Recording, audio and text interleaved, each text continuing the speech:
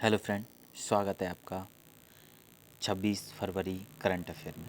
दोस्तों, आज लेकर आए हैं हम 26 फरवरी की करंट अफेयर, जिसमें पहले हम रिवाइज़ कर लेते हैं 25 फरवरी की करंट अफेयर का। ठीक है दोस्तों, यह है कि एशिया का सबसे बड़ा एयरपोर्ट कहाँ बनाया जाएगा। तो जो एशिया का सबसे बड़ा एयरपोर्ट की बात करें तो ये उत्तर प्रदेश में बनाया जाएगा। कहाँ बनाया जाएगा? उत्तर प्रदेश में बनाया जाएगा। ठीक है। नेक्स्ट है मॉन्टेनेगो बुधवा में होने वाले 30वीं एड्रियाटिक पर्ल टूर्नामेंट किस देश के खिलाड़ी शीर्ष स्थान पर रहे।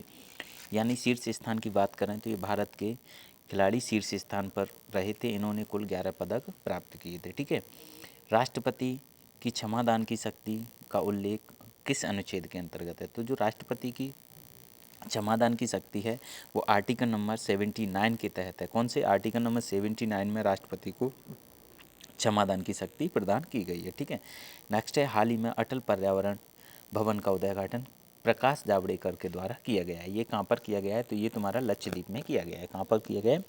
लक्षद्वीप में किया गया है, जो कि भारत का एक अरब सागर में क्या है, एक द्वीप समूह है। ठीक है, लक्षद्वीप। नेक्स्ट है कि हाल ही में किस स्थान पर भारत की पहली carbon watch mobile app launch की गई है? तो जो कार्बन वॉच ऐप लॉन्च की गई है वो चंडीगढ़ में की गई है। कहाँ पर की गई है? चंडीगढ़ में की गई है। चंडीगढ़ क्या है? हरियाणा और पंजाब की राजधानी, कैपिटल है। ठीक है। नेक्स्ट चलते हैं, हाल ही में Dada Saheb Phalke international film award किस फिल्म को दिया गया? यानी फिल्म की बात करें तो कौन सी फिल्म को इंटरनेशनल अवार्ड दिया गया है? ठीक है। इसके लिए बात करें तो फिल्म है कौन सी? हमारी तानाजी। कौन सी है? तानाजी फिल्म को दिया गया है। ठीक है। छपाक के लिए दीपिका पादुकोण को दिया गया है। ठीक है। और लक्ष्मी के लिए अक्षय कुमार को दिया गया है। किसको? अक्षय कुमार को दिया गया है। ठीक है। हाल ही में SRSAM DRDO द्वारा सफल परीक्षण किया गया। ये क्या है? ये सरफेस टू एयर एक मिसाइल है। क्या है? सरफेस टू एयर एक मिसाइल है। ठीक है, जिसका परीक्षण हो चुका है। नेक्स्ट है कि हाल ही में किस देश द्वारा द्विपक्षीय संबंधों के लिए क्रिप्टोफैन पर प्रतिबंध लगा दिया? यानी गिद्ध हैं, जो गिद्ध प्रजाति है उसके लिए ये कीटोप्रोपिन है, एक केमिकल है, यानी कि दवाई है जो कि पशुओं के लिए दी जाती है। इस पर रोक लगा दी है, प्रतिबंध लगा दिया। ऐसा एक देश हो गया है अभी, कौन सा? बांग्लादेश। बांग्लादेश ने हाल ही में इस पर रोक लगा दी है। अब बात कर लेते हैं कि बांग्लादेश इसके बारे में। तो प्रकृति के मित्र कहे जाने वाले गिद्ध पक्षी को दुनिया भर में पाई जाने वाली 16 प्रजातियां अपने अस्तित्व को बचाने के लिए संघर्ष कर रही हैं। अगर बात करें तो जो गिद्ध की प्रजातियां कितनी हैं? 16 प्रजातियां। ठीक है।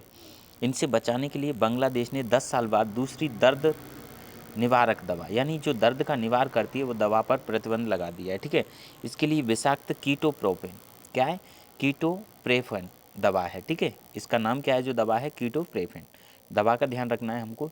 इस पर प्रतिबंध लगाने वाला बांग्लादेश पहला राज्य बन गया है। ठीक है। बांग्लादेश ने पहला राज्य है जिसने इस पर प्रतिबंध लगाया है। अब बात कर लेते हैं कि यूरोप, एशिया, अफ्रीका महाद्वीप में सबसे ज़्यादा संख्या में पाए जाते हैं। यानी कि जो गिद्ध होते हैं वो कहाँ पर सर्वाधिक पाए जाते हैं?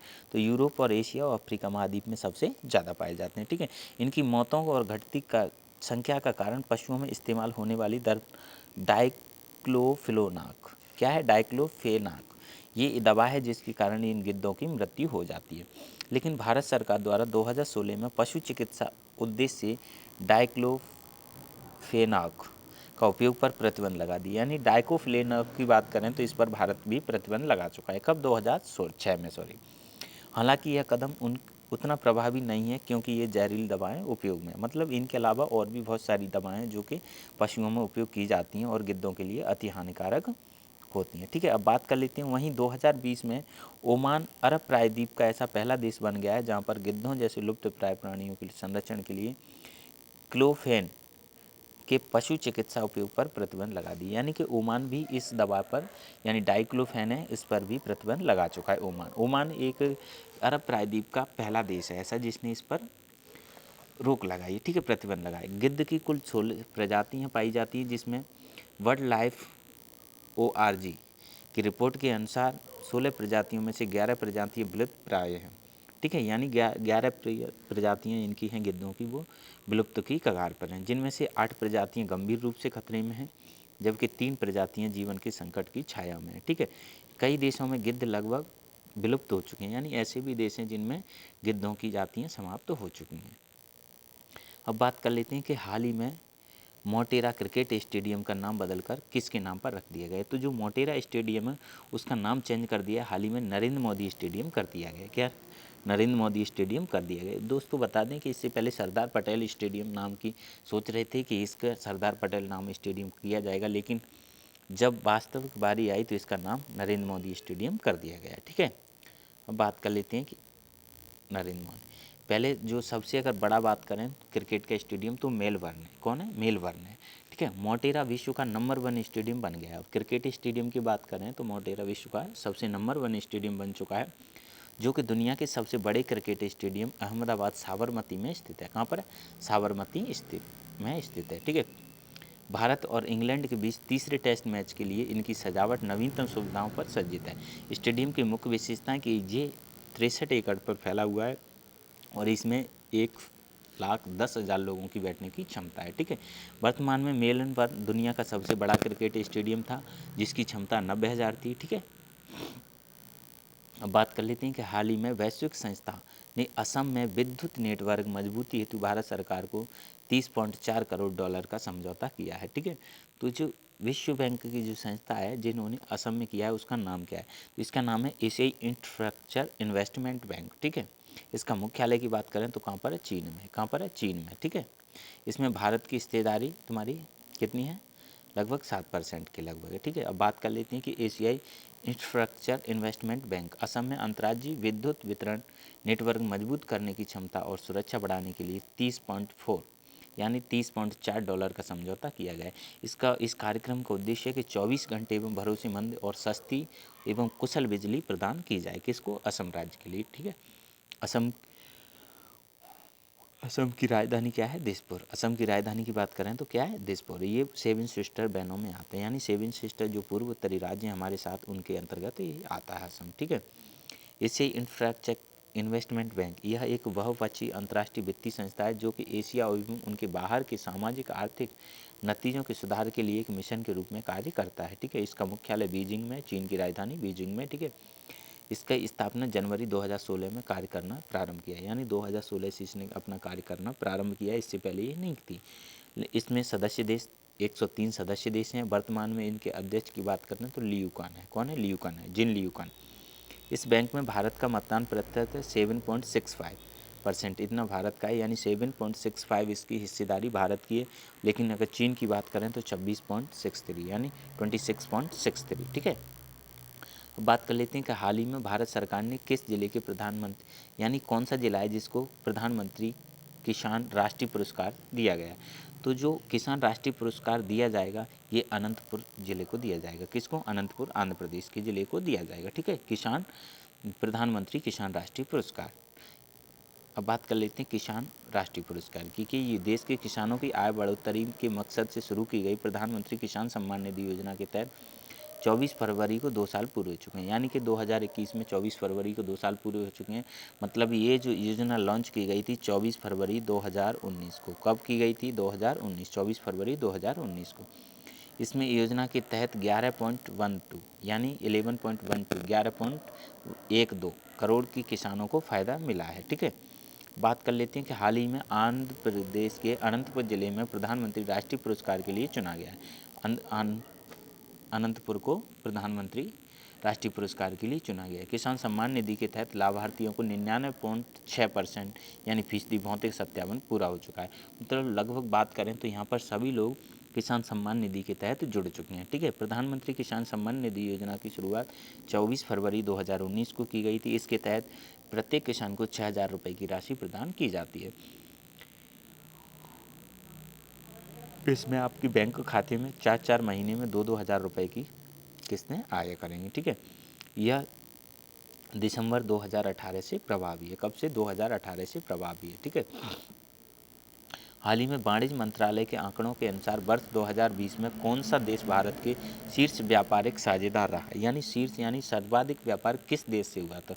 ये हमारा हुआ था चीन से। चीन से सर्वाधिक व्यापार हुआ था भारत का। ठीक है, सीमा पर तानातानी एवं मोदी सरकार के आत्मनिर्भर भारत पर जोर के बावजूद भी चीन से आयात पर निर्भर बढ़ती रही, यानी जो निर्भरता है भारत की फिर भी बढ़ती रही। भले ही आत्मनिर्भर भारत बन रहा है लेकिन फिर भी चीन पर इनकी जो आत्मनिर्भरता है भारत की वो बढ़ी रही है। ठीक है, अमेरिका को पीछे छोड़कर भारत के टॉप ट्रेड पार्टनर बन गया है। कौन? चीन बन गया है। ठीक है, 2020 में चीन का आयात 58.7 अरब डॉलर रहा। अमेरिका और यूएई के लिए संयुक्त आयात से ज़्यादा भी चीन का निर्यात बढ़ा है। ठीक है, मतलब ये यूएई और संयुक्त राज्य अमेरिका दोनों को मिला दे तब भी चीन का आयात सर्वाधिक रहा है, निर्यात चीन से सर्वाधिक रहा है।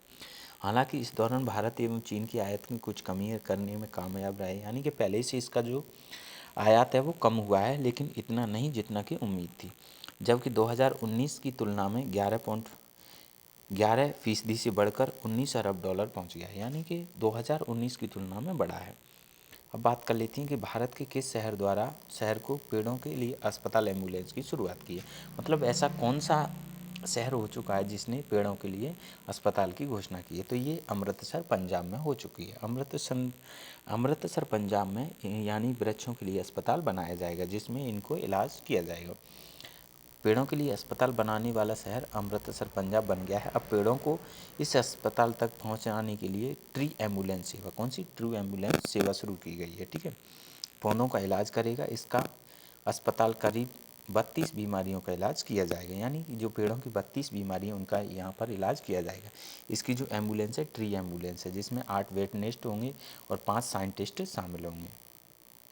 2021 में होने वाले ब्रिक्स सम्मेलन की मेज़बानी कौन सा देश की जाएगी, यानी किस देश के द्वारा 2021 की ब्रिक्स की मेज़बानी की जाएगी? तो इसकी मेज़बानी भारत के द्वारा की जाएगी। इसका समर्थन हाल ही में चीन के द्वारा किया गया, यानी चीन के द्वारा कहा गया है कि इसकी मेज़बानी कौन करेगा? भारत करेगा। ठीक है, चीन ने इस साल भारत द्वारा ब्रिक्स सम्मेलन की मेज़बानी का समर्थन किया है। हालांकि चीन ने कहा है कि 5 उभरती अर्थव्यवस्थाओं के संगठन में ब्रिक्स में सहयोग को मजबूत करने के लिए नई दिल्ली के साथ मिलकर काम करेगा। ठीक है, अब बात कर लेते हैं ब्रिक्स की।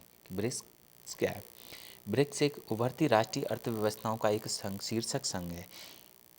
घटक राष्ट्र ब्राज़ील, रूस, भारत, चीन और दक्षिण अफ्रीका, ये यानी इन देशों को मिलाकर इसका बना है। अगर इनके अंग्रेजी के जो पहले वर्ड हैं BRICS, ब्राज़ील, रूस, इंडिया, चाइना और दक्षिण अफ्रीका, ठीक है, इनको मिलाकर इसका नामकरण कर दिया है। कब? 2010 में इसका नाम ब्रिक्स कर दिया था। इससे पहले इसको ब्रिक कहा जाते था।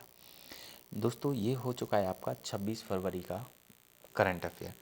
इसी प्रकार की करंट अफेयर पाने के लिए हमारे चैनल RVN स्टडी को ज्वाइन कर सकते हैं। ठीक है, ट्विटर पे, टेलीग्राम पे और वेबसाइट पर भी जाकर अपन क्विज़ लगा सकते हैं और फेसबुक पेज को भी लाइक कर सकते हैं, जिससे कि आपको प्रत्येक वीडियो की नोटिफिकेशन मिल सके और स्टडी से रिलेटेड कोई भी सूचना आपको सबसे पहले प्राप्त हो जाएगी। सो दोस्तों, थैंक यू। आज के लिए इतना ही काफ़ी।